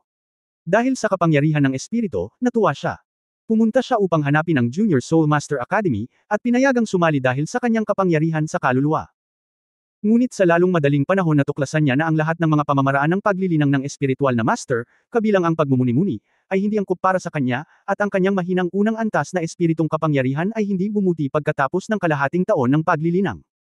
Kaya pinatalsik siya sa paaralan. Ito ay dahil hindi ito maaaring mapabuti. Sa oras na iyon, biglang naalala ng Dark Gorfin kung paano siya kapag mayroon siyang kapangyarihang espiritu. May kaugnayan sa patay. Natagpuan niya ang punerarya, kung saan siya nagtagal ng ilang sandali, at sa wakas ay umani ng mga gantimpala. Hanggat may namamatay, siya ang nagkukusa na lumipat para maramdaman ito. Matapos mag-eksperimento, nalaman niyang ang mga namatay sa mahabang panahon bago ipinadala sa punerarya, ay wala siyang reaksyon, ngunit kung ang kamamatay lamang ay ipinadala sa punerarya, mararamdaman niya ang pagkakaiba sa unang pagkakataon. Humugot ng lakas mula dito. Wala pang isang buwan, ang kanyang espiritong kapangyarihan ay parang nakasakay sa isang rocket, at siya ay tumaas sa ikasampung antas. Gayunpaman, wala siyang pera, at hindi siya makakabili ng mga kaluluwa. Nang hindi niya alam kung ano ang gagawin, maaari na lamang siyang pumunta sa punerarya upang lumunin ang kaluluwa araw-araw. Makalipas ang mga isang buwan, ang kanyang katawan ay aktwal na nag-condense ng isang spirit ring sa sarili nitong, na nagbigay din sa kanya ng kanyang unang kaluluwa. Pamamaraan. Lalamunan ng espiritu. Ang kakayahan ng espiritu na ito ay maaaring magpapahintulot sa kanya na lunukan ang kaluluwa ng mas mabilis, at hindi lamang ang mga patay, hanggat ang katawan ay napakahina, o isang bata, maaari niyang direktang lunukan ang bahagi ng kaluluwa ng kalaban. Gawing mahina ang ibang tao.